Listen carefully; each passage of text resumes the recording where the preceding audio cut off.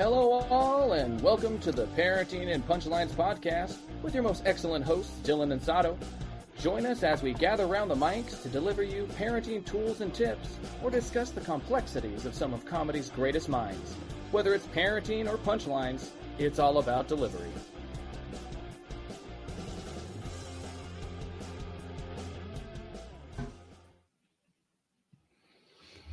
Hello.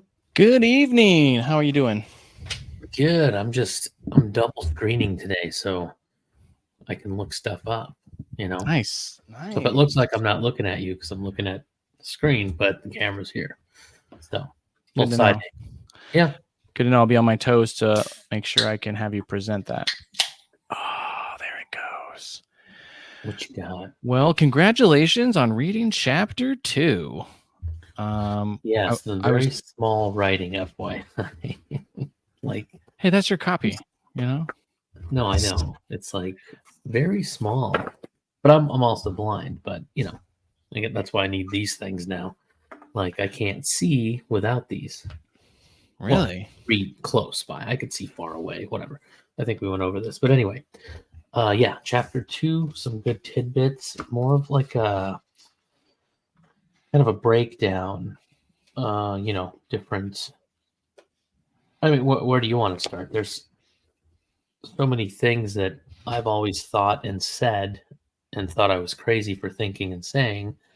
This book is telling me I was on the right track. You know what I mean? I feel validated by chapter 2. Chapter 2 is why do we parent the way we do? Right. And absolutely, it's kind of interesting to even think about, like why your parents parented and what you even took on as a parent from your parents, right? Because all the advice comes from somewhere.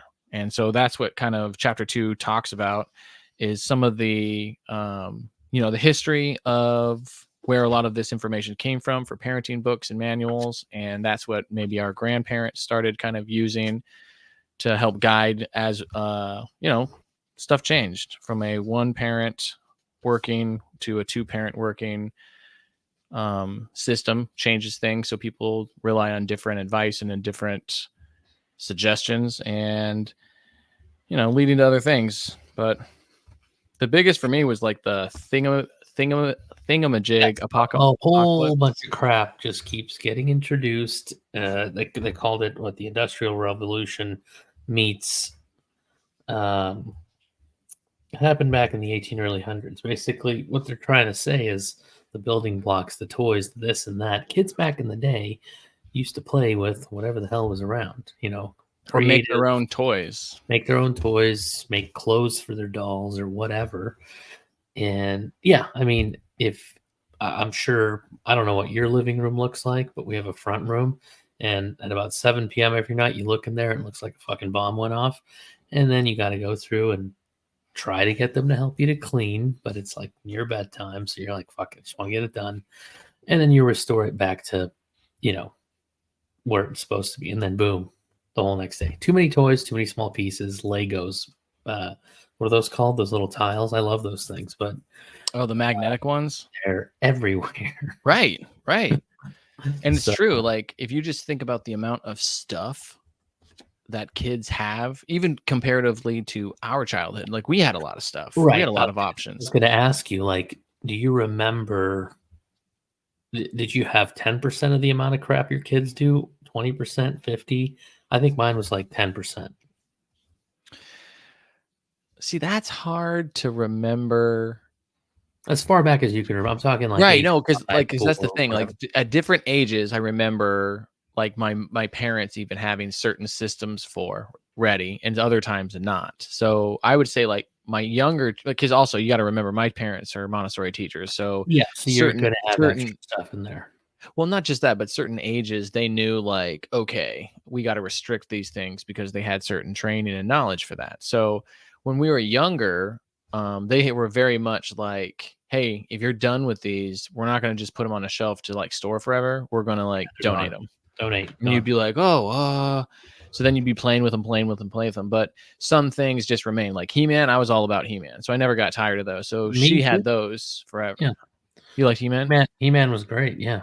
watched Yeah, the show, had oh, the action figures, all of that stuff. I was gonna say that's really all I had. He-Man, and then I would pretend to be Superman by tying a sheet around my neck with the kids in the for neighborhood. sure. We'd I think cruise we all did that, right?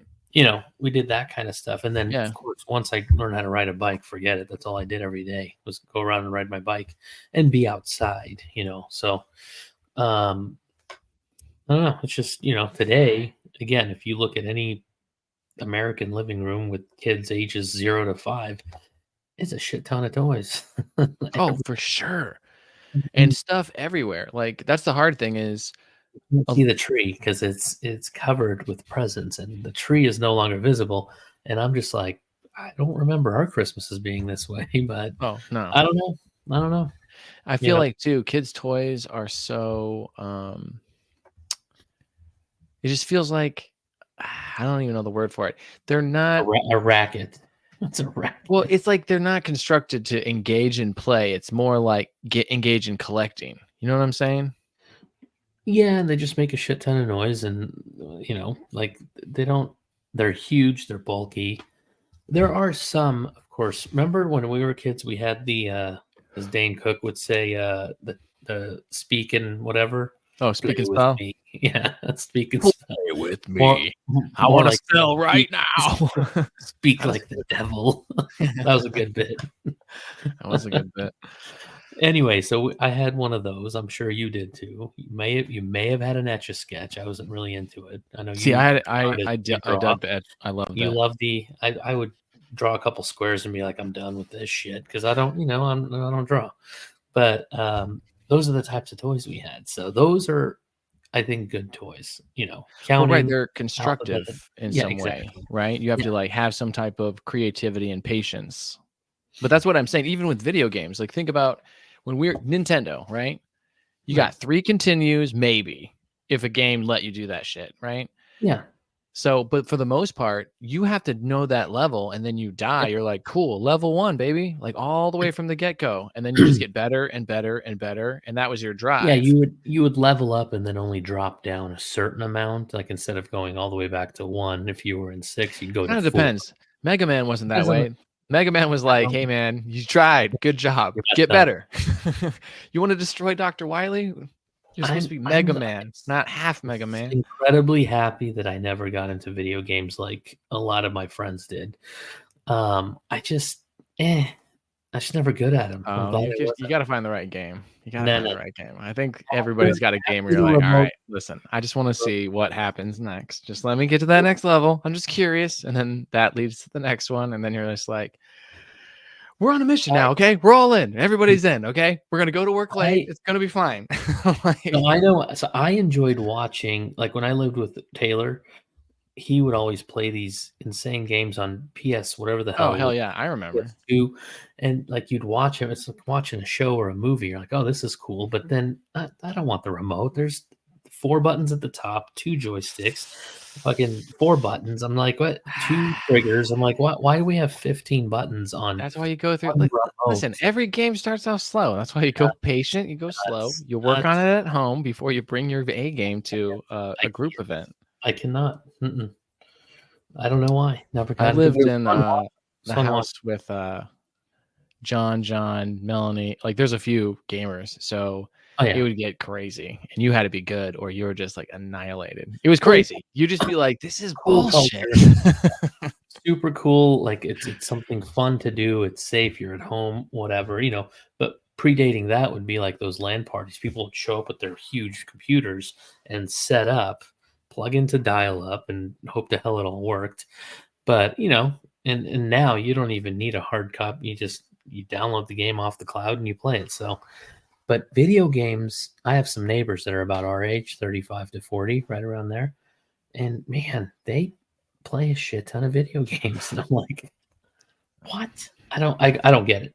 I guess I don't get it. I'm gonna get a lot. I fell out of gaming for like a while, honestly.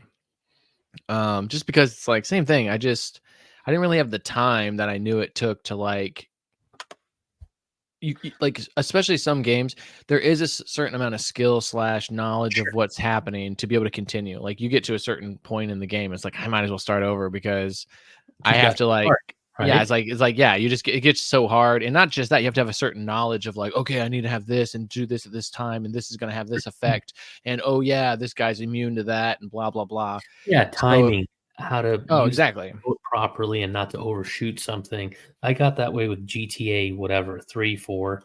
Like, I love that game until it got too hard. I'm like, this is the 18th time I'm trying this mission. I'm out. I'm done. Okay, Because see, it that's the defeated. difference between you and a gamer. A Yeah. gamer would be like, no. Oh, yeah. First of all, I'm not a gamer by any means. especially if you play online and people are talking shit in Oh, your ear, dude. This works the whole thing where you're like, you know what? well, I'm gonna put in some time. I'm gonna come back. I'm 10 gonna or rock this, 12-year-old dude. whooping your grown-up ass, then you might have a little bit more incentive. I never was online with the headset or any of that because I don't know, but I'm sure. I mean, games have incredibly evolved since. What's the first gaming system you ever played on? I think it was my aunt's. My aunt had an Atari. Atari, right? And Atari yeah. was joystick. Yeah, 2 joystick, 2 buttons. Beep beep beep beep. Awesome, loved it. Joust, Dr. J, and Yeah, that the one that was like Indiana Jones, but I can't remember the name of it.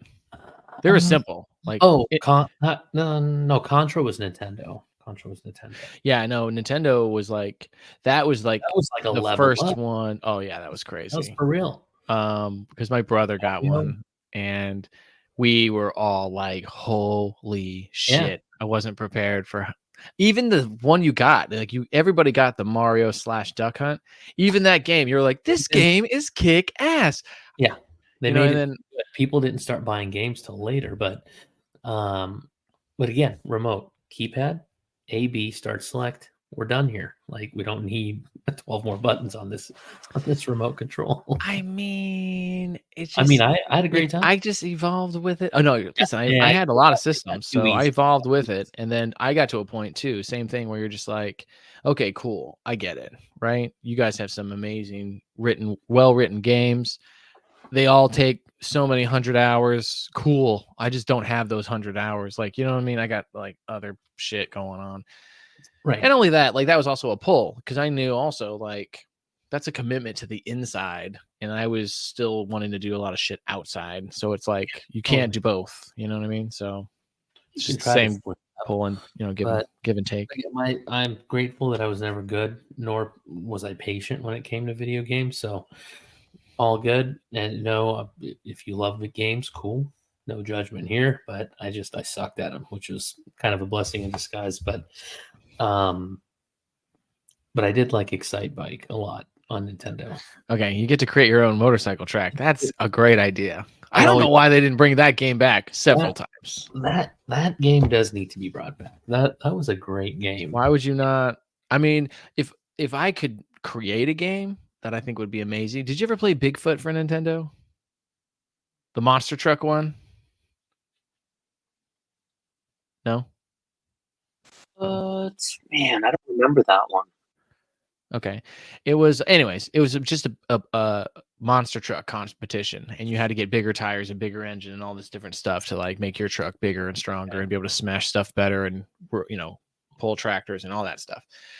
But I always wanted to have a Bigfoot / Excite Bike where you could create your own. Like, can you imagine if you could put like what you wanted to smash, and then you get to design a Bigfoot monster truck and then smash stuff? Oh my gosh, I was like, that would be the raddest game ever. That could be like an app like Candy Crush. You can create an app for your phone, and that's a great idea. Game. Yeah, you know what I mean. Like it's kind of a simple format, and you can do that. Great idea. If anyone invents it, then we have this shit recorded. So don't even try. No, what are you talking about? Don't even try. Just do it and let me play it. Just give me a free subscription. Yeah, I'm in. That's all I want. Like, if you'll take my idea and use it, go for it, man. No, my mind's patience. My idea. I'm gonna take a little percentage of that. So anyway, you had a bit of a format tonight. I know you wanted to talk a little bit about movies. Well, we were talking about the book, and let's finish that up. Let's talk about. Okay, yeah. So we were talking about just basically too much stuff. Yeah, and then I brought up the games. That was my bad. But good little side banter. But so yeah, this too much stuff. The thingamajigpalooza. Learn-a-palooza, which was the same thing, the overabundance of scheduling a child's time where they have piano practice right after school, and then soccer practice, and then football, and then music, to where every single moment of their time is just which is completely not a scripted. good thing. Not Oh, a good dude, thing. is that good for anybody? No. Like, hell no. There's actually not a I don't know what it's called. So an episode of The Sopranos I just watched the other night. It was Tony Soprano and the therapist, Dr. Melfi, and she had some condition. The condition was somebody that like can't sit still, has to always be busy. I mean, I think that starts at like childhood. You see your parents might be that way, and then you kind of turn out to being that way, and then you could never just relax and just chill and stop and smell the flowers, basically. So Right. I think that's Learn-a-Palooza. That's kind of what that part of the chapter was talking about. Is jam packing your kid's day with a bunch of stuff and not letting them just be a kid, right? So And experience everything, like boredom. Yeah. Boredom's like a necessary experience for a basis of comparison, but also to motivate to think beyond what they're normally doing, to try something new. Like sometimes that's what boredom is. It's a little necessary. quiet time for reflection, or I don't know, just no distractions, so that you can think about certain things that you normally wouldn't if your time was being occupied or whatnot. So, yeah, this chapter was broken down into 4 different pieces. So number 3 was praise, praise, and more praise. I mean, that pretty much sums it up on its own. Right, but I actually highlighted a part. This is one thing that I thought was pretty cool. She talks about she noticed she was constantly praising her daughter, and in other cultures, she noticed like they didn't really praise what they did. They would acknowledge it in some type of way, but they didn't always like make a comment or draw attention to it. So the one thing she suggested, she stopped doing that, and just to kind of see what would happen and what the results were. And this is one thing that I highlighted that I thought stood out. And a funny thing happened. After a week or so with no praise, I noticed my words becoming more effective. When I did give her feedback, she was more likely to listen. The constant stream of praise and feedback had been drowning out what was actually important to me. Without the extra remarks, Rosie could more easily understand what I really needed her to listen to or be cooperative. Even brushing her teeth at night became easier. And I was like, right there. I mean, like we're saying, like that's kind of an obvious too much praise. I don't know about you. I didn't grow up getting praised every 5 seconds about something. Oh, you brush your teeth. Oh, you put your pants on. Oh, you put your sock on. Oh, great. No. You have to do something notable to be like, oh, hey, good job. Right. Outside of straight A's. Oh, nice. Good job. I think that ties into expectation. Like growing up, we had expectations, right? So it's like it was expected that your room was like kept up, not just cleaned to get the allowance, but it's like, oh, I should go in there kind of at any time, and it should be pretty maintained. Right. Like that's different than it can be destroyed, and then Saturday morning it needs to be clean, right? Totally different. So to be rise above that, that's where we would get praise. Like, whoa, you vacuumed? Okay, good job. Good to see you vacuuming. Like you not only are keeping things picked up, but I see you like I would never expect you to vacuum on your own unless I asked you to do that, right? But this it's a really good chapter. I mean, the whole book I'm really appreciative of, and this next one, the Maya method, the most helpful kids in the world, chapter 3 is really cool because now she's going to start going into the cultures, and even this chapter, it's like what 4 pages. Yeah, I just stopped at the section 2, the Maya method, but going back to the last chapter, at the end of every chapter, she does this section that's, in like black, and it's kind of a summary and it sticks to one thing. And what do you think about that part? What it's titled, "But wait, can't science tell me how to parent?" And basically what that part of the book is talking about is, people read something like the peanut allergy. Did you read that part? Oh yeah. I mean, there's a couple of things I think I highlighted There's always a flip flop with like in early 2000s. They're like, don't introduce your kids to peanuts too early because it could mess them up. Well, then peanut related hospital visits went up and yada yada, and now today it's different. You introduce them with a little bit of peanut butter when they're so many months old, and then you kind of work them up, Right. so and then it'll go the other way. So the advice is constantly changing, so be careful what you're reading. Trust your gut a little bit. People have intuition, gut, all that stuff. Like, you don't have to follow everything you read, just because it's on the internet doesn't mean it's true.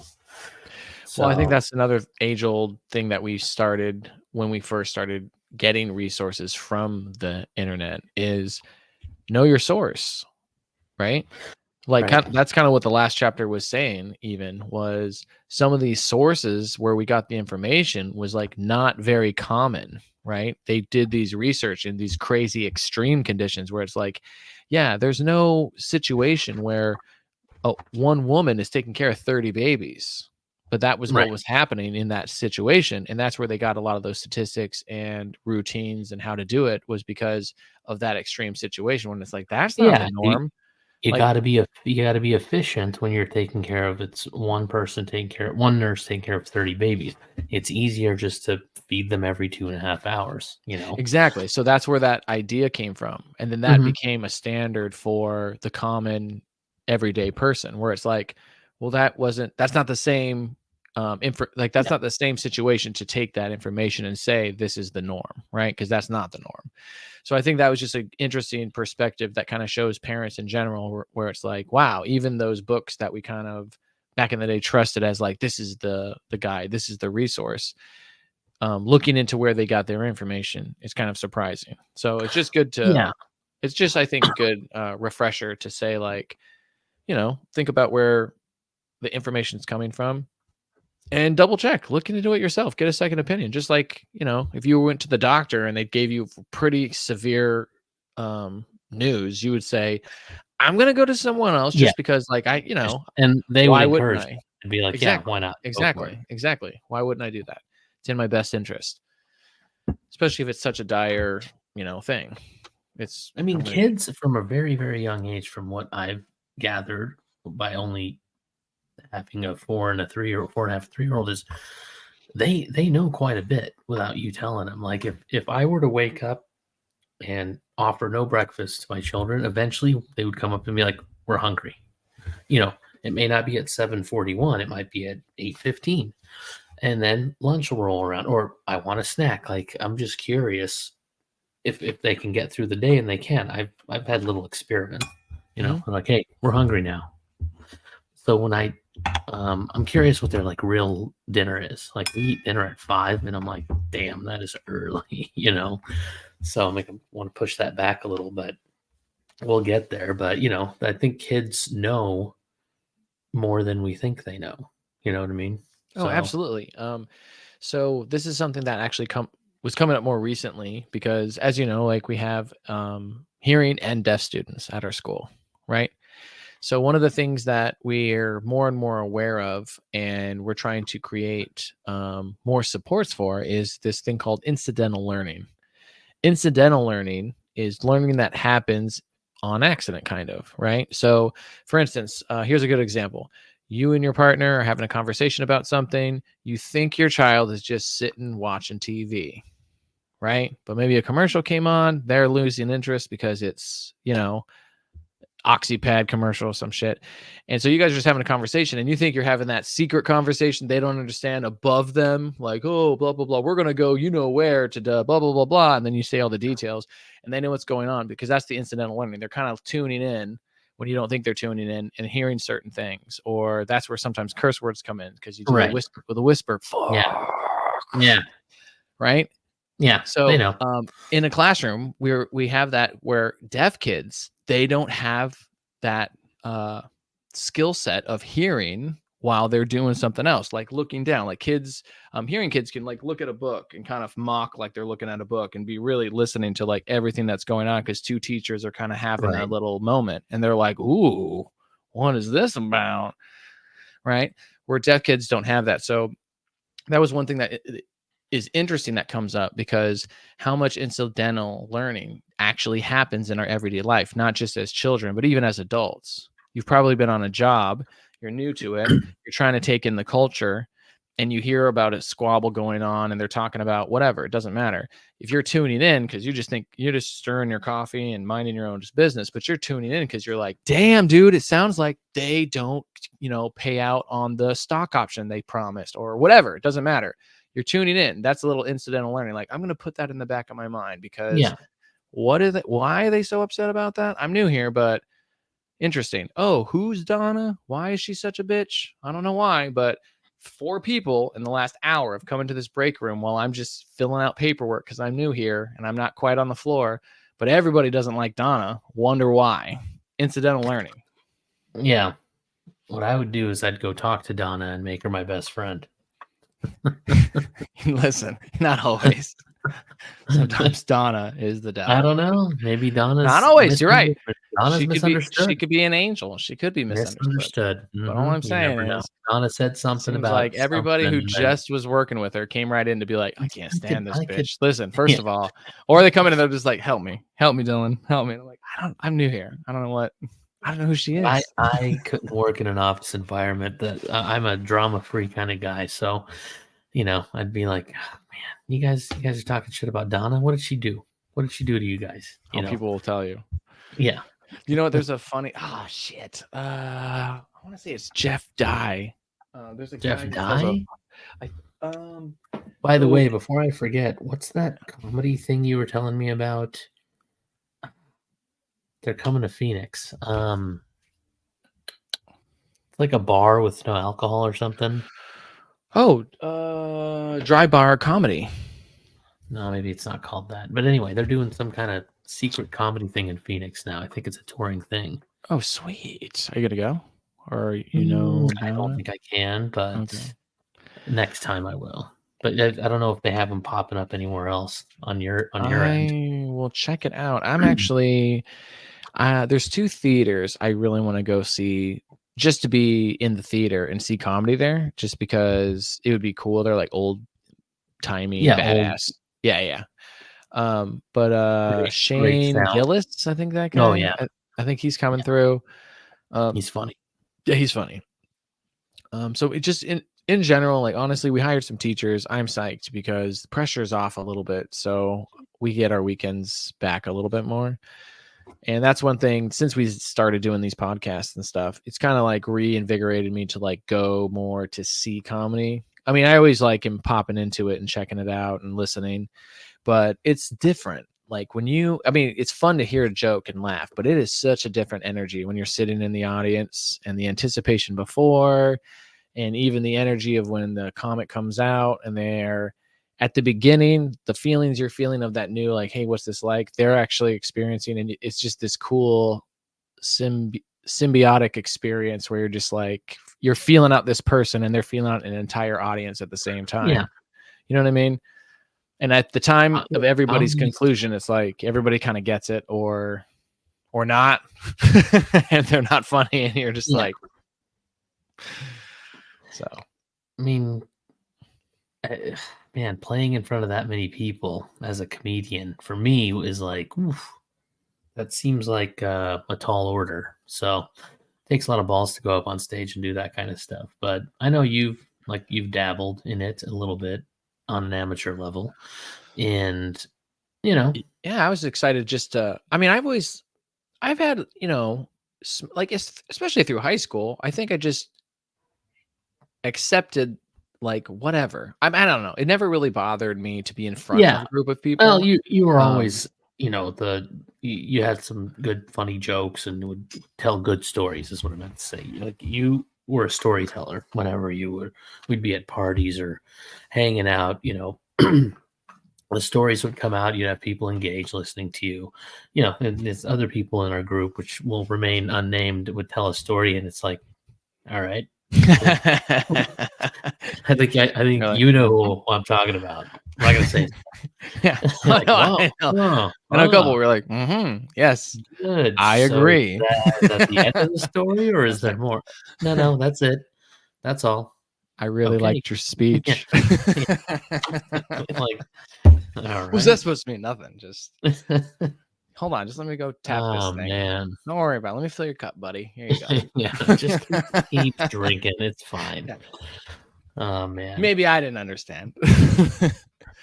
No, I think also just, speech and sports, and I think just being in front of other people and trying to demonstrate something takes any type of a little bit of confidence, but also a little bit of accepting that you might, like, I can't remember what the there's like, an age old saying. It's like the only way to improve is to know you're going to be viewed as a fool for a period of time, right?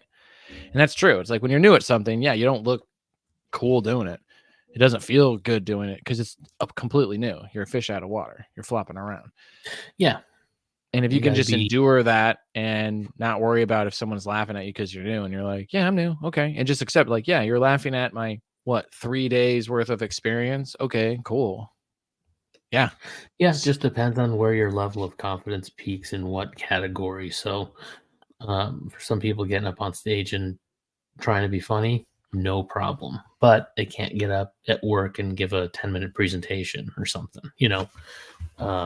so it all just depends on, like, for me, I could stand up and give you a 10-minute presentation on my industry and basically wing it, not have anything prepared, and it would come off as, oh, this guy knows what the hell he's talking about. That's where I have my confidence. But put me on stage and tell jokes, nope, not happening. Like, no idea. I think you could if you worded it like, different comedians have different styles, obviously. But I always looked at it as, if you're telling a story and you're just trying to tell it as if you're telling it to a friend, you naturally kind of highlight certain aspects that, it's just, you're trying to read the room, right? Yeah. Because that's the friend, is the room. So it's like you're telling a story, like, hey, I'm going to tell you a couple of funny stories that you're going to like. They're going to get you to kind of like feel like comfortable with me. And I think also that each story is building upon the previous. Like, that was one thing that always intrigued me about comedy, was they're not acknowledging that every joke and every story or joke within that story kind of gives somebody else an emotional reaction. And sometimes to get to the joke you want to say, or get to a story you want to, you can't just start it off with that, because it's too much. It's too crass. It's too direct. And so you got to, right. You got to pepper in all the different jokes that people can be like, okay, like, for instance, like, you got to kind of warm people up to the idea, like, hey, I'm not a chauvinistic, racist prick, right? I'm going to joke. I'm going to talk about some topics that have to do with race, or have to do with male and female interactions, or have to do with me thinking I'm better than you. But I don't mean them. They're just me poking fun at these aspects of my existence. And I'll poke fun of you. I'll poke fun at me sometimes. It's just to say, hey, let's all laugh about this thing that happened. But you're not like disclosing this to the audience before you tell your jokes. No, of course not. Okay. But that's the whole thing. If I'm coming up there and you've never heard of me, then you don't know me. So if I say a joke, that's how the most people would probably be offended, because they'd be like, whoa, did you believe what he said? If you go to Shane Gillis, I'm not saying you'll be offended, but I guarantee people in the audience will be offended, because he is that type of comic. You're absolutely right. But if you look at his, but what I'm saying is, if you look at his jokes at the beginning of any of his sets and the jokes at the end, yeah, he eases into them. Exactly. Yeah. And even some topics he introduces in such an early way. He gets you to a viewpoint of understanding, hey, I'm not making fun of, I'm laughing about. He's quite brilliant. Right? That guy's quite brilliant. Like, his brain is something else. I think any person that teeters with offense, like, hey, I know this could be offensive, right? But the whole point is, I'm playing with this because, since it's sensitive, I'm trying to say, like, hey, why should it be so sensitive? It's just an aspect. It's almost like taking a dump, right? Everyone is like, oh my gosh, if you were to talk about that at work, you'd be like, that's so crass. Like, hey, come on, man. Like, whoa. When it's like, right. But you could say that about anything. That's just also part of human existence, right? We all experience that. We all have that connection and that but it can be brought up at the wrong time. It can be brought up in the wrong way, and it can have the wrong terminology and words for some. So you have to like sense that other person and that you're depending sharing on it how with. you were raised, how conservative your household was, and if Right. So you could tell the same story, but you could say like poo instead of shit. yeah, And then you could not describe the graphic nature of the punchline, where in another audience you would go into it and people would be like laughing but going oh because you're going really into detail. Yeah. You know what I'm saying? So almost like the difference we were talking about between like dry bar comedy, which is kind of premiered in, I think it's I can't remember the name of the city, but where traditionally it's just super Mormon-y, right? Yeah. But a lot of comics go there because they're like, cool, we can do that. We can just like cut out some language, but tell the same stories. And it's kind of funny because even some comedians kill there because they're trying to be clean. And even when they're trying to be clean, the innuendo does the job for you. And it's it's a dry bar. So, right. So you've been to the early show and the late show. Yeah. The late show is always louder because people are more drunk. And the energy is a lot. Oh, hell yeah. Bigger and higher. And even the comedian might be getting more tipsy and, but so at the dry bar, I mean, if you can kill at a dry bar, that means you're pretty good, right? I would think. I mean, I would suggest that means you could kill anywhere. Yeah. Right. If you can do it under the conditions that people are sober, out just to have a good time, and that you are not using crass graphic description and language to try and be the only thing about your jokes that is funny, right? Then awesome. You're like catching more of the joke because you are sober and you're not, under the influence of whatever. But not to say that's, I mean, it's fun to have a few drinks and listen to a comedy show. It does make it a little bit more entertaining. Doesn't make it's not like the comic is worse if you're not drinking, but it kind of goes with the fun of it. Right. I think it's just the energy, like you were saying. For me, anytime I go, the feeling and the mood in the car with the group, because remember back in the day, especially when we went, there'd be like 5-6 people crowded and smashed into a car because we had to drive to Tempe, and it was like, all right, this is going to be a trek, everybody. So like pile in, like just make one trip. But the energy in the car was like almost hopeful, right? You're like, hey man, I just want everyone to laugh. I want everybody to have a good time. This is going to be fun. I want to have a couple of drinks. So everyone just feels like loose enough to just laugh. And I think that's just the idea of most comedians, right? That's their goal. They're not coming out to be like, cool, I have an agenda. I have points that I want people, and I have, opinions I want to sway. And it's like, well, no, I think everybody is like, it feels good when I'm telling a story about my shitty day and you're laughing about it. Now I'm laughing about it. I think that is the root of comedy. The old school comedians are kind of dying off, which with time, you have to change with time as a comedian. So I feel like the old, for example, like Lisa Lampanelli would make fun of everybody. Like, could people handle that today on that level? Oh, no. I think nowadays, everybody is very much saying, oh, there's like, you shouldn't talk about this. You shouldn't talk about that.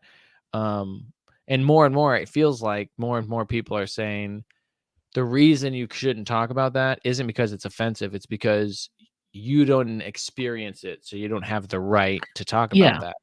And to me, that's absurd, because it's like, but if I'm a human being and you're a human being, I was like, then we both have the same tools to understand the scope of an experience. And yours isn't more or less rich than my experience because of anything, right? Dave Chappelle's last stand-up, Dreamer, even I semi-cringed at one of his jokes. It was about, I think, the guy in the wheelchair. And I was like, when he was like, what? What's going on here? Do you remember the comparison though? Yes. I'm always interested by that. Like, cause like That's the Dave other takes thing. you on he takes you on a ride, and you're like, "Where the fuck Dave are we Chappelle going? is Where trying. are we? I think Dave Where are we Chappelle at this going?" point is like, Oh yeah, I have a message I'm yes. trying to deliver for I'm gonna sure. mess with you guys, and Yeah. that's if you guys haven't seen Dreamer on Netflix. I mean, it didn't get much media hype or anything like that, but I thought it was pretty damn good. Nothing like the original, but pretty damn good. He's pumped out a lot. Yeah, So I and they're good. they are. And I just appreciate that. I like Dave Chappelle. I've always liked Dave Chappelle. Yeah. And I appreciate that he is at least having open conversations, because that's the one thing I got to say that I'm impressed by anybody is right now. It's hard to just speak your own opinion without being swayed by the possibility of retaliation, right? Yeah. So I think it's okay for people to just talk. I think it should be okay, right? Because here's the other thing that I Yeah, think absolutely. is becoming swayed in just the general culture of everyone. Being wrong is now like a sin, right? Where it's like, hey man, like then that means there's no room for growth. Then that means everybody should be perfect right off the bat. And I can speak for my own existence. Like I had to learn through making mistakes, and I had to learn through losing friendships and relationships and people who I really cared about coming to me and saying like, hey, certain actions or things that you do make me feel this way, right? And then you're like, oh, okay. And one of two things, like either sometimes I'd be like, I was not aware of that, or sometimes it's like, okay, I was kind of aware of that, but I didn't think it was as big of a problem, or I was hoping it wasn't. I was hoping that I'd get my shit together under control, faster or better. And I didn't, and I did put you out. So now that you're bringing it to my attention in this way, like it's time for me to make a decision on whether your relationship in this relationship is worth making those changes. Right. Yeah, exactly. So I think that's the thing that is kind of tough, because now everything seems permanent. Right. Like you see somebody like post a video, and then it's like that's the thing that everybody brings up and uses for like the rest of their life to be like, remember when you said that? Remember when you did that? You remember? And it's like, okay, remember that was 10 fucking years ago, and even laws after a while drop off your record. So it's like, so when the fuck am I done with like having, like, I get it, because you can watch that video, you can have the same feeling of reactiveness because it's right there in front of you in live replay. But that's the problem. It's like you shouldn't be replaying that because you can't handle what it triggers emotionally. Well, people do regretful things all the time. I mean, us in our 20s are completely different than today. Right. We probably said and did some stuff back when that you would never say or do today. You're young, you're learning. But then, yeah, that gets captured. And let's say you become one day you run for office and you're 51 years old, and then somebody finds this recording of you at 22. It's like, well, think about it. It's like now you have to like make an explanation for like that was 20 years ago. It's like, what was I thinking? I wasn't, obviously. It wasn't. Because I don't agree with that. You're making the assumption like I agree with what I just saw. I was like, you just sprung that on me. You had an agenda. You knew what the plan was. I was like, I'm trying to be a better person and do a better thing. If you're saying, hey, remember when you made mistakes? It's like, yeah, no shit. It's like, you don't have video of like my whole adolescence. You don't have videos of running back then, my first experience with my first girlfriend. You don't have because think about it. I made mistakes. I said probably some pretty dick chauvinistic things because I was pissed because I felt like you were taking advantage, and I wasn't new. I was new to a relationship. And I didn't know what I was doing. You think I knew what I was doing? It's my first fucking relationship. Hell no, I didn't know what I was doing. Well, everything's recorded now. So like you said, like you have to watch what you do and say, because if for some reason, I mean, it doesn't really matter for normal people like us, unless it could affect your job. Let's say like the one teacher out of somewhere has an OnlyFans account, and you know what OnlyFans is, right? Instagram thing. I don't know what she does specifically. OnlyFans could mean I have an OnlyFans account and I play the drums for everybody, and you pay me $10 a month to watch me play the drums. OnlyFans doesn't mean you're doing some weird. Not always, but I mean, I think we all know there's there's a a ton. lot. The Yes. majority is I've more, never hey, been look at on- my body. But And listen, good for them. I look at it They're this way. I glad. look at it this way. You don't like a teacher doing that shit. Pay teachers more. Yeah, they need to supplement their Because here's income. my question. Why is she going in and teaching all the time if she can make that money over there? Because that's one thing, like if that came up and they were like, hey, OnlyFans, why are you doing this? I'd be like, what's her paycheck? Let's just compare. And then hold on. She's making more doing that, and she's still showing up to those kids every single day. I think you should shut the fuck up and maybe pay her more if you don't like what she's doing, because that sounds awesome. There's teachers who, I mean, there's people who make a good amount of money and they don't show up to their job with that passion, where they would go do another job to support themselves to be able to do the thing that they think is important. Or exactly. So sorry, I'm always super for teachers. So anytime that shit happens, this isn't the first time. I think she got shit canned because of that. Probably, of course. Image. Parents don't like it. So image of the school. So a kid finds it. Like, I don't know. I don't know what to say about that one. But I guess here's how I look at it. Your child found it, so that means they're looking at OnlyFans and you are not aware. And you're not doing not doing your job as a parent. Yeah. So stop yelling at her. Because here's the other thing. Hey, Dad, let's check your computer. I'd like your computer scanned. How did that child find it? I think Daddy is the one who found it. And then Junior was like, oh, I just saw in this history bar. What is this? Listen. Is that Miss Jenkins? You got to go incognito. Anyway, the OnlyFans of today is what we had back in our day, which were maybe sneaking around, finding a Playboy, whatever. So kids will be kids. They're gonna try to find boobs somewhere on the internet now. Listen, or draw them themselves. Listen, I remember, like, if you're a terrible artist like I was, you're very little, you got a lot of energy, and you're very excited about all these things you just discovered. I remember it didn't matter. Like, I remember I think the hardest thing for me was when a girl wore like a skin tight outfit and she had like big breasts. Then I was just like, okay, whoa, you're almost naked. Like, it's almost like you're naked, but you're just, you got a blue shirt on. So it's like your skin's blue, but you're naked. Yeah. Exactly. Like I couldn't handle it. Like, and now everybody just tight clothing. Yoga pants are everywhere. It's true. But I don't know how we got on this subject. I don't know. We kind of carried us. So anyways, what I was going to talk about is the book. We got the book. We got that. So the next homework we did it. Cha-ching. And then the other thing I was kind of just talking about was, this just came up kind of organically over the last week. We were talking about movies with Oli. She had found a movie that she was like, Dad, I really want to watch this. And I was like, I've never even heard. I don't know what this movie is. It's the one Damsel with the. I just saw the preview on whatever, Netflix. Yep. And it is dope, dude. I would definitely watch it. It's surprising. It's basically the age-old story. Girl's gonna be sacrificed to a dragon. And then all this stuff comes out of why. Right. But then she decides, like, you find out, like, there's a history of it. So it's a kids show. It's PG-13. It's down the line. Like, your daughter's old enough. My kids are not old enough. No. Don't watch that. Yeah, the dragon eats people for sure. Like, there's that. Oh, yeah. No, there's blood. Like, yeah. No, it's a cool story, but what was interesting about it is, like, same things. So Oli's like on this cusp where she's 11 turning 12. So like PG-13 is pretty good in some cases, but not in others. Right.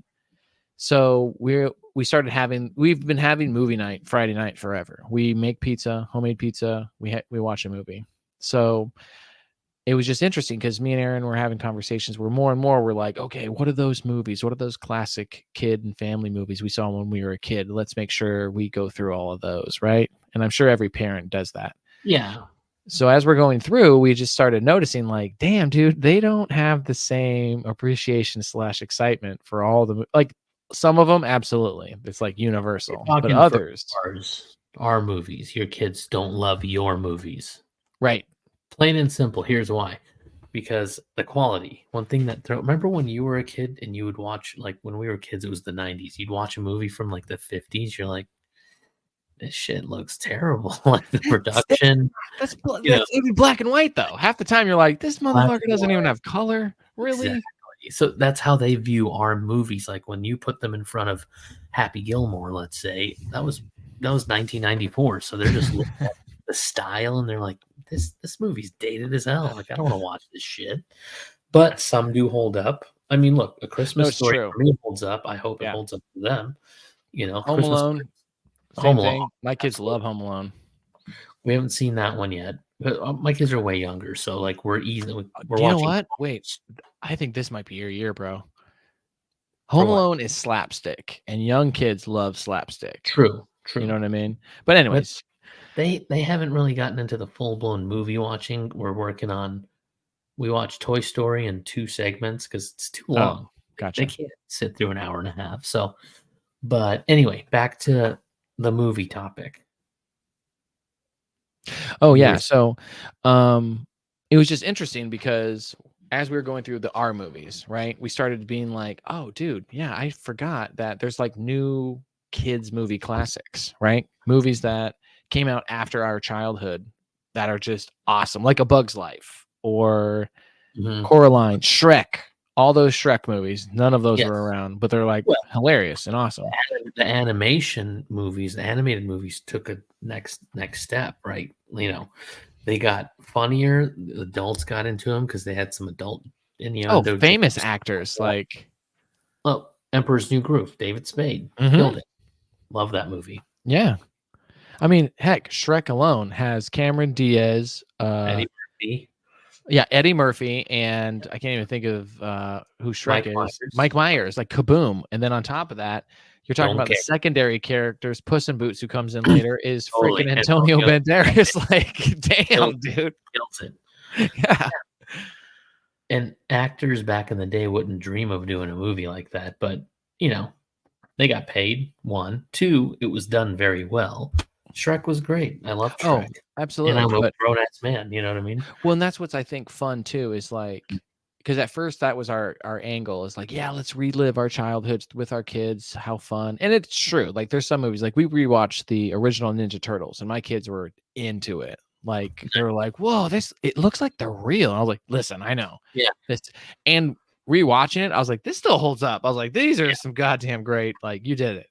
The only, the horrible soundtrack from the 80s, you know, like, ooh, this music's outdated, but it's still and fun. Every so often there's like scenes where you're like, oh yeah, you can't do that now. Like, do you remember the Miss O'Neill scene? Oh my god, dude, I gotta rewatch it. No, I've got the message for you, Miss O'Neill. And he like pulls out his hand, he like dude, he just bitch slaps her. You're like, oh damn. I was like, I forgot. Okay, everybody, you can't do that. I was like, I forgot about this. Woo. That's to be said. Anything that's 30 plus years old, like you're like, ooh, you're not saying that today. I forgot you could just say that back then. right when you sent me that text about the movies, and I was talking to Kyle, and guess what movie he picked? Oh, The Mighty Ducks. I have it on here, dude. Oh, are you nice. kidding me? Yeah, I have my movies that we listen to, and then the new movie classics. That's good. The Mighty Ducks, and then what's the other one he told me? I gotta Little Giants?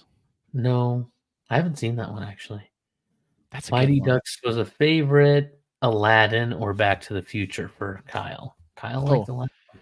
Back to the Future is another that's a weird movie.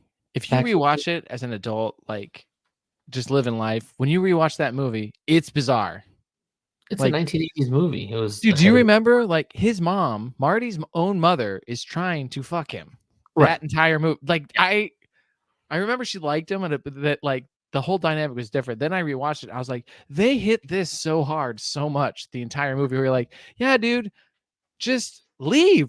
Like, stop staying at her house, man. Like, but if he leaves, it could change the future. It could mean that he doesn't exist anymore. You know, because they kind of fade away. I know. It's just, but that's what I'm saying. It's a weird dynamic where it's like, okay, listen. You know, they actually, fun fact about that movie, Michael J. Fox was not the first choice for that movie. They I actually love hearing about that. Who was the they original? filmed. He's a no name now, but not Oh, now. okay. He never became.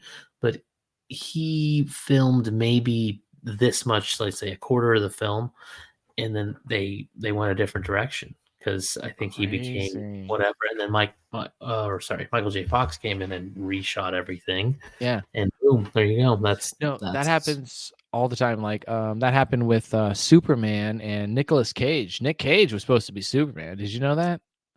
instead of Henry Cavill, the guy, the British actor who Superman. Superman, down to had him come in, put on a costume, took The pictures. only Superman I know is Christopher Reeves and Dean Cain. Oh, dude, classic Christopher Reeves. I still love those movies. I can't help it.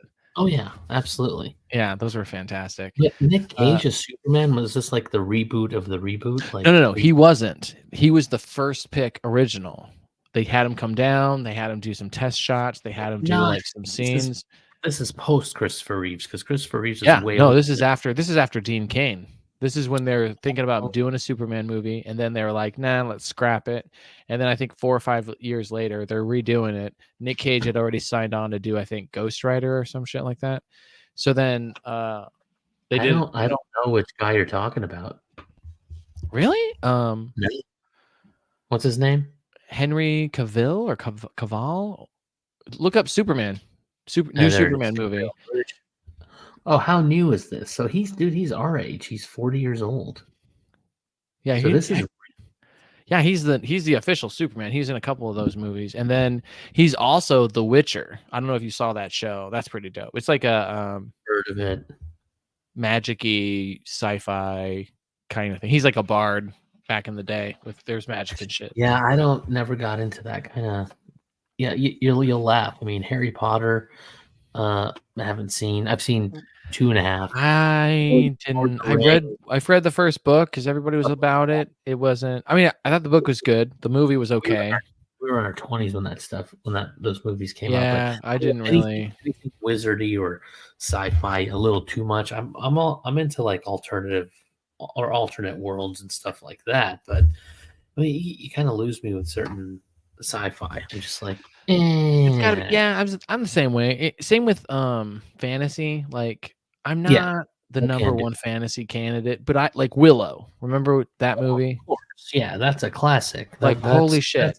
Talk about like when people will say like, hey, you know, do you like fantasy? I usually am like, no. But when I think of Willow, I'm like, well, that was all those things. That's dragons and knights and magic and prop. All the so good. All the special effects, you know, like that movie is so good, dude. Mm-hmm. They started. I don't know if you know they have a show taking off from where that movie stopped.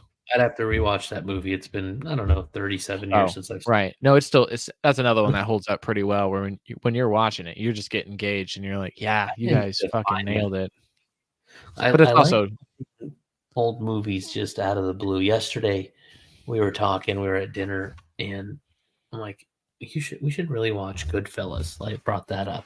I don't know if you've seen that movie, but just taking a movie from 30 years ago and just rewatching it and then it holding up, you're like, cool. I'll be back in 5 years to watch it again. I always loved rewatching like really old movies, especially like certain ones on certain lists. I was more patient with because I was like, all right, this is on like the list of like the best fucking like, for instance, like Casablanca or Lawrence of Arabia. What's the Phoenix of the Desert? If you haven't seen that movie, oh, dude, 12 Angry Men. If you want to watch a movie, that's a fucking movie. And it's like black and white, Cary Grant, and you'll be like, it's like, it's really good. Like a lot, dude, it's so good. And that's one thing I love about film and acting too. Is so many old movies that I still haven't seen to this day. I just watched It's a Wonderful Life like 3 years ago for the first time. Really? That's a good one too. Totally. Great message, great movie. So like there's a couple I couldn't get through. I couldn't even tell you Paul Newman. Anyway, you know those really old actors that are long. Yeah. Was that the one where he is he's in the Chain Gang, Cool Hand Luke? Not Cool Hand. I've heard of that one. I haven't. Okay, that's a pretty good one, but it's definitely more artsy than I think people give it because there's a lot of thinking about that one. Mm-hmm. But I don't know. What's your favorite? Not favorite. Like, what's the? Mine was Ace Ventura.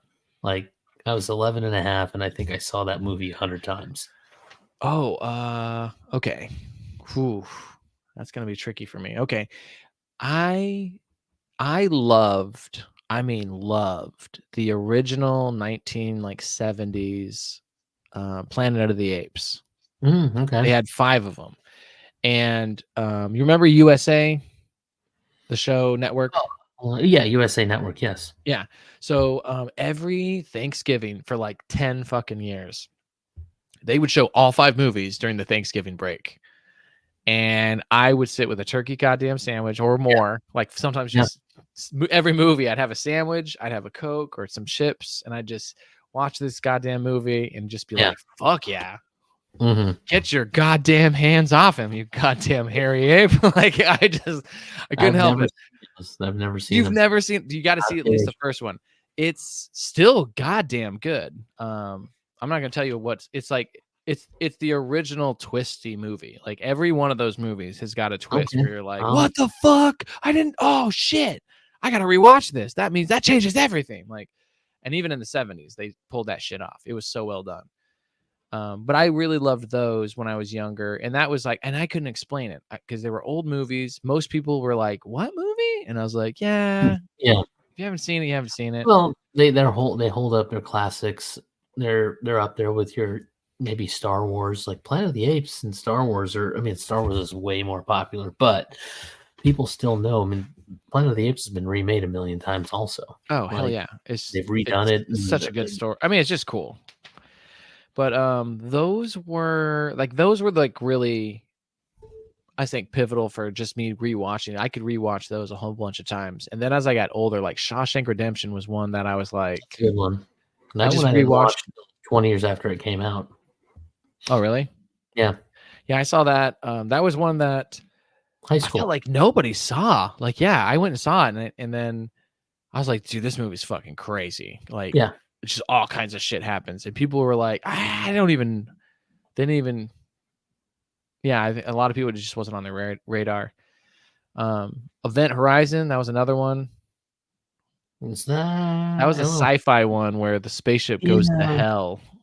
And then everyone on the ship becomes possessed and shit. That's a crazy horror movie. Yeah, that one. I don't know. I think I've seen parts of that one. Oh shit, dude! I love that movie. And then the major franchises. I loved Predator. I loved Aliens. I loved, all the Back to the Futures. Those were. I mean, I just loved movies in general, but the ones I would rewatch were just those ones. Yeah, I mean, movie wise, I think I liked more of I like mob movies like Godfather, Scarface, those types. Goodfellas, Casino, but even the later one or earlier ones. Did you like Lock, Stock, and Two Smoking Barrels? Oh yeah. Okay. Guy Ritchie stuff. Mm-hmm. Train Spotting, that movie's fucked. Yeah, that's a crazy. If you haven't seen Train Spotting, that movie's pretty messed up. It is very entertaining. The other one, there was Lock, Stock, and there was also Snatch with Brad Pitt. That was a good one too. Snatch was fantastic. I love that movie. Yeah. No, you're right. They're very similar in their I think in the editing and how they like the clips rolled out, I think were similar style. That was one of the, I think, is that Guy Ritchie, the director? I don't remember. Like that. Anyway, it's been a while for those movies. Whoever was the director and how, like you said, the scenes were shot differently than anything we'd ever seen before. Like, the scene where the guy hops on an airplane and then cuts the shot. Yeah. It's like in seconds, it catches you up to him doing all these different things that they shouldn't waste time in a movie doing, where they're like, yep, boop, boop, boop, boop, boop. He had to come back. You know why? Like, exactly. Yeah, no, great fucking film. And then that leads me to another movie that I hated but now love is Made with Vince Vaughn and Jon Favreau. Kind of the same type of. I think it was just the energy, like that Swingers movie, that movie. Like, there's a couple movies they made together where they're like lovable dicks, but made felt like just dicks. Like, you know what I mean? Like Vince Vaughn. Jon Favreau was normal. Vince Vaughn was the hateable character. Yeah. Do you like that movie? I love that movie. I'd have to rewatch it. It's been a while since I've seen Made. I've seen Swingers more recently. So it's like that's on my mind a little bit more. One-liners in that movie are unbelievable. Is that the one where he's like, the per diem? Yeah, okay, the per diem, yeah. Dude, where he's just like, I don't want you to have anything except this beeper on. He's like, what about my keys? My keys. What about I gotta drive? House. I gotta get it in and out of my house. Like, what am I gonna do? Can I have my keys? Can I have this and my keys? Yeah. And then what about money? I gotta have money. Like, you gave me the per diem. If I'm gonna have the per diem, I love that old man. That old man's great. Shut the fuck up. You lost my carpet cleaning van and I don't like you. But that movie, I'm watching that movie tonight. I think I'm going to. Oh, I got to finish. Oh, speaking of movies, and since we're on, a podcast about comedies, comedians, Adam Sandler's new movie on Netflix. He kills. Spaceman. Have you seen this movie? No, but is it good? I'm trying to get through it, dude. I'm on day 3. Day 3. So it's Adam different. Sandler does kid movies better than adult movies, and I'll tell you why. Because I can watch it with my kids and I can get through it. Like he did a Halloween one called Don't Ask Me. Great. Humboldt or yeah, I know what you're talking about. Where he has the thermos that changes in all kinds of shit. It's like a Swiss Army knife. Great movie. Yeah, great movie. Like, dude, I was cracking up. I was like, okay, you got it, Adam. You did it. Yeah. His adult ones are like the one with. Or they're throwing shit at him. Yeah, it's. But yeah, Sandler. I think Sandler just does whatever the fuck he wants because he can. Why? Yeah, why not? Like he's doing this movie. Cool. I feel like he pay me for it. He started making his own movies with his friends / actors anyways. So it's like, what can stop him? But no, this one is just, it's different. It's not that it's bad. So I guess you haven't seen it. So he is an astronaut. Okay. It's more serious. So he's an astronaut and he goes into space and he's going to go into deep, deep space, like kind of like on a mission, like longer than the typical astronaut. And he's going to do it alone. So during the course of his trip, his wife is basically going to leave him while she's pregnant. Cause she's like, hey man, you've been gone like a year. And, cause he has to go into this nebula. It's this new phenomenon that's happening. And they're like, we don't know if this is good or bad. We don't know what the fuck this is. It's just entering our space and we can see it from the fucking earth. So is it, good or bad? So while he's in there, there's like a spider alien that comes on and is like, hey, I've studied your culture and stuff. And I can sense that you're like going through this anguish and loneliness, and then kind of like helps to like have it's crazy, dude. Like it's definitely that one movie's from the 80s where the kid goes to space. You know what I'm talking about?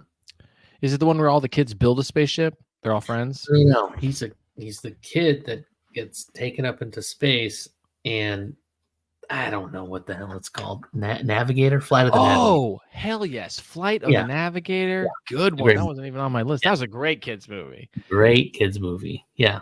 So that when you said Sandler and the spider person up there and all that. No, dude. If only they remade this with Adam Sandler, that would have been a great choice. That would have been hilarious. Yeah. No, this is it is very much I can't even think of the word, cerebral. They're talking about the meaning of life. I'll check it out. What does it mean to be human? Because that's the cool thing is the alien asks a lot of questions because it doesn't understand how humans function. So one of them is it's going through. It's also kind of psychic, so it's going through his own memories, being like, "Hey, can you kind of explain this situation? Like, what's going on here?" And he's like, "I don't want to talk about it." And then he's like, why? And he's like, well, this is so painful. He's like, but this is what you think about all the time, over and over and over and over. So like, if it's so painful, you don't want to talk about it. Like, why are you thinking about it constantly? Right. And then he's like, I don't have any answer for you. And then the alien asks, and he goes, why is human pain so necessary to hold on to? So shit like that happens in the movie where you're like, oh, fuck, that just sounds profound and awesome. But it's also kind of a weird fucking thing because it doesn't look like an alien. It looks just like a big ass spider just hanging out on an astronaut spaceship. And Adam Sandler's half accepted sounds and half. very, very strange. It is weird. It is like, okay. I don't know how to feel while I'm watching it. I kind of half expect it to take kind of a comedic turn or a different type of turn.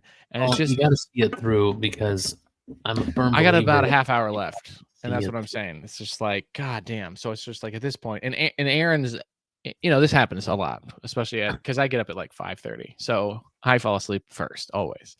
Yeah. So there's like this new routine where she's like, okay, no, I'm going to say no to this movie. And I'll be like, what do you mean no? And she's just like, this is the third time I'll be watching it because you keep fucking falling asleep. And I'm like, all right, that's valid. Because she's like, I've seen what happens with Adam and this goddamn spider. She's like, nothing. It's not worth your time. Don't finish it. And I'm like, wait, what do you mean don't finish it? That's what she keeps saying, where I'm like, I can't do that. Well, if she's that confident in that movie sucking towards the end, then you might want to spare yourself the 30 minutes. I know, I'm trying to, but it might be worth it just for my own appeasement because I'm at a point now where I'm like, yeah, I just got questions about this whole dynamic with the spider. Like, what the fuck? This is crazy. Like, where's this going? And then she tells me these other things that are happening where I'm like, okay, see, that's something. I want to see that. Yeah. Like, what doesn't that have me? What does that have to do with this? She's like, I don't know. Maybe I missed it. I'm like, okay, see, I need to see it for myself. That's all I'm saying. I get it. And when I watch a movie, sometimes I don't know if you get this or not, but you'll be watching and you'll look over and it's like, you're missing the whole goddamn movie. Let's go. Like, no, I've just missed everything. Some movies I've given up. Like if it's a movie I want her to like, I've given up on that. Like, you know what I mean? Because you're just like, hey, you missed it. This is really important. Like, you really need to see this right now. Like you need to put that away. I showed Eve Original Kings of Comedy, and she's just like, I'm like, oh, dude, questioning everything right now. At this very moment. I felt that way about a couple of movies because you know. Remakes. So they're remaking some movies. I can't remember what it was. I think it was even Roadhouse. And I was telling her, you won't like it. You can't watch it. And she's like, what do you mean? I was just like, this is just one of those, it's a guy movie. Like everything in it is so designed for a dude's mentality. It's the only reason it's good. I was like, because it's not even really a good movie if I'm honest. And she's like, well, then why does everyone want to watch it? I was like, because you're watching it and you're just like, yeah. I was like, but it's dumb. Like you were acknowledging it's dumb, but you're like, still like, yeah, still fucking cool. Like, and sometimes people will be like, you have to watch this movie. You know who did this to me? Not did this to me, but I had a roommate, Mike.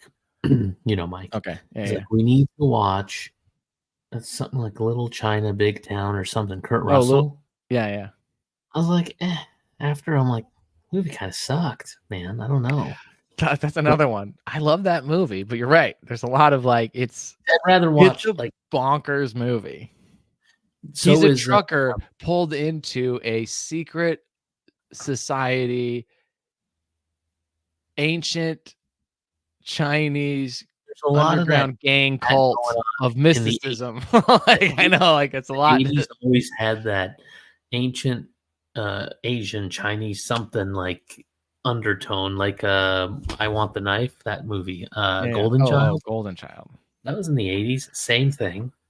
Well, I think it's just because I think this was brought up with in an interview with this other comedian who's German, and they were saying like, hey, how come in every 80s and 90s movie all the bad guys are German? And he's like, oh, that's easy. He's like, certain things are just ideas that are easy to pass along. And the number one, like the Asian mobster.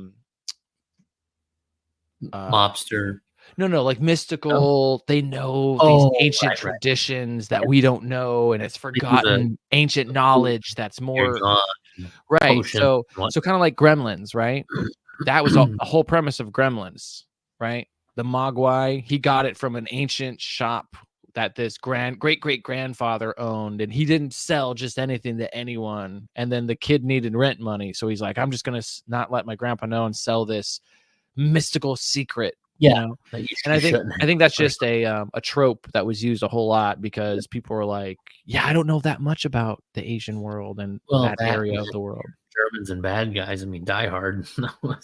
Oh, dude, absolutely. Like they would just get rid of one German bad guy and then be like, "Uh-oh, here's another one." Like every guy, I was like, "That dude's German too." Okay, cool. But it was usually like American actors playing German actors. They weren't even or British actors playing German guys, and it's like nobody can handle the accent. Nobody can handle the language. Every time they had to say something, you're like, "Yeah, exactly." All bad guys had broken English in the 80s. All of them. Every last one of them. And then everybody was just like, yeah, he must be bad. Yeah. You can tell. Wasn't Professor Noomsy a foreign guy too? I think everybody was. Yeah, no, I think the whole squad. And that was the other thing. I didn't understand why so many Germans and a British dude were all kind of ganging up together. I was like, huh? Why are you all trying to rob this building that doesn't have money? That was the other thing. Yeah. It's a lot of effort for this building that has no hard cash. Those are some good examples. So, but yeah. But if anybody else out there has any ideas about good children's movies, we went through kind of a lot of different movies in general, but that's something we're always looking at. We're always looking at those things. Some of those hidden gems that you might not have seen, and it's got to be age appropriate. So like every few years, the type of movie has to change. Like we see commercials while they're watching their Paw Patrol for a teenage type of like preteen show, where it's like kind of like in our day it was, I don't know, the Power Rangers. Let's say we were too old for that, but that kind of, or Saved by the Bell. That's a good one. Mm-hmm. That was more middle school, high school. So like the older they get, the shows get a little bit more complicated. They're not cartoons anymore. They're real people. So, and I think as a parent, you just kind of figure that out. Like, okay, this is probably appropriate. That's why you have the ratings and all that stuff too. So kind of gives you a little barometer of what to show them. Well, that's what's always interesting for us as parents. Because even with that barometer, you're kind of like, okay, language, what does that mean? Right? Because sometimes we'll be watching a movie and I'm like, I'm not worried about her hearing curse words and things of that nature. Right. I'm not too worried about violence and guts as much, or even nudity. Sometimes it's the sexual content that I'm like, whoa, okay. Especially some older movies. I remember we were watching something and it was like, there's just a girl who was like 11. And there was like, in the movie, the connotation was, hey, this is bad. But it was just like the drastic age difference. I was like, whoa, I don't want Oli knowing like dudes looking at 11-year-olds is weird and creepy, even though like that's an important thing for her to know, right? But even in that, we were watching this movie and I was just like, oh, that is uncomfortable. Like, what did I just see? And it was super fast. It was 3 seconds. It was over and it didn't have anything to do with anything. But when I was like 10, maybe 9 or 10, Total Recall, the movie was on Arnold Schwarzenegger. And my parents were like, yeah, this can't be too bad. Next thing you know, the chick with the 3 boobs shows up. And I know you're like, they're like, get the fuck out of the room. You gotta go. You gotta go. And that was it. That's where I stopped the movie. Dude, I remember that movie. Oh, I think that was everyone's favorite part. You're like, whoa, I didn't even think that was a thing. Yeah, you're like, I didn't even think that. But that was my cue. Better than 2. What? Peace out, dude. You beat it. I remember the movie Species. You remember that movie? Oh, gosh, that's so long ago. Okay. Barely. Okay, cool. That actually works for this story. Okay, so I went to see this with my dad. It's a sci-fi movie. It's about an alien. Okay, so here's a quick synopsis. Who's in that movie? It's a blonde. It's a very attractive blonde girl. Okay, what the premise of the movie is? Natasha and something. Ben Kingsley. Oh damn, there's a lot of people in this movie. Yeah. We send out a signal to space saying like, hey, we're not alone. Is there anyone out there? And we get a message back, but with the message is DNA. a little sample of DNA, and it's not human. So we on Earth are like, whoa, this is fucking crazy. Let's see what this is. Let's mix it with human DNA and have it be fertilized in an embryo. That becomes that chick, Natasha, whatever, right? Yeah. But she's a young teen or whatever. You know, she grows really fast and whatnot. And Yeah, what happens her eyes is would do certain things, right? Mhm. Is that Yeah. that movie? Yeah. Okay. Yeah. So then she gets to like pre-teenage, and she's getting smarter and faster and stronger, and she gets out. And while she's out, she goes through this, like she goes into like a cocoon. She comes out fully matured overnight. So they're looking for a young girl when she's actually a grown-ass woman. And this movie is basically porn. The second she is like birthed, she comes out nude. She doesn't know the world. So there's weird scenes where she's like trying to figure out a bra, and it's just her trying to put on a bra, and she's just topless the whole time. Dude, I'm sitting next to my father during my like teens where I'm like, I'm so invested in this. I'm like literally like, I thought I had her do this with my mind. Like what Your she's dad, naked. your dad's like point of no return. He's like, I can't just My tell him. dad is trying to figure out whether to like pat me on the back or take me out of the theater, because it's that awkward, like he's kind of at that age where I kind of don't mind him being interested in the opposite sex, but at the same time, like, am I like should I be covering his eyes because he's not quite at that age? But for me, I'm like, this is the best movie ever. I can't wait to get this on VHS. Like, this is going to be my new stop and pause movie. Like, holy shit. Remember the stop and pause?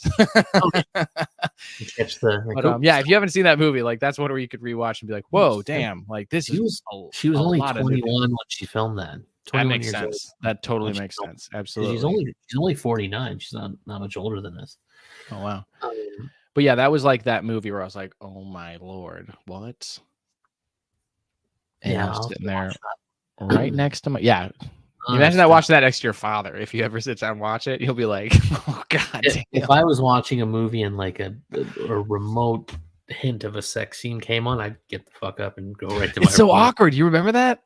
Not watching. Oh, dude, my skin. I just didn't want to look at either parent, and my skin would just crawl. I'm just like, just hurry, be over. No, I'd walk away and I'd come back and be like, done. All right, cool. Yeah, depending on the movie. Like same thing with True Lies. I remember watching True Lies and seeing Jamie Lee Curtis do that striptease, and I was like, ooh, I like this, and then being like, we're watching this as a family. That's okay. A chick in a bikini, fine, cool. That was a pretty hardcore. Yeah. Either way, I felt weird, but it was a bit of an awkward. Same thing. Nobody was expecting that in our family. We're like, this movie's great. He is a spy. He's funny. She doesn't know about it. Like the whole movie was fantastic. And then that movie comes, that scene comes out of nowhere, and you're like, Jamie, you still got it. What did you do? Look at you. All of our actors we grew up with and all the movies we watch, I hardly watch any movies anymore. Anything new, I barely watch anything. But there's a few out there that I do need to get on. What is specifically? They're like there's a Matt Damon one that looks pretty good. With I think it's Elysium. Yeah, that one. Elysium. That is a good movie, dude. There's a ton of good ones, but I gotcha. Because you can watch 30-minute shows. We're watching Brooklyn Nine-Nine right now. Is that good? Pretty funny. It's pretty funny. I would say it's like a 7. Like it's pretty funny, and the way I've seen Parks and Rec. Yeah. So it's kind of filmed that way. It's got flashbacks like they have in Scrubs. So like it's just your typical sitcom, but the content's good. They're like cops, right? Funny. They are. And Terry Crews is in it, the big Jack dude, the bald guy. Oh. Dude, I didn't know he was in that. Hilarious. He's the best part of the show, in my opinion. He's hilarious. Yeah. I didn't even know he was in that movie. Yeah. Show.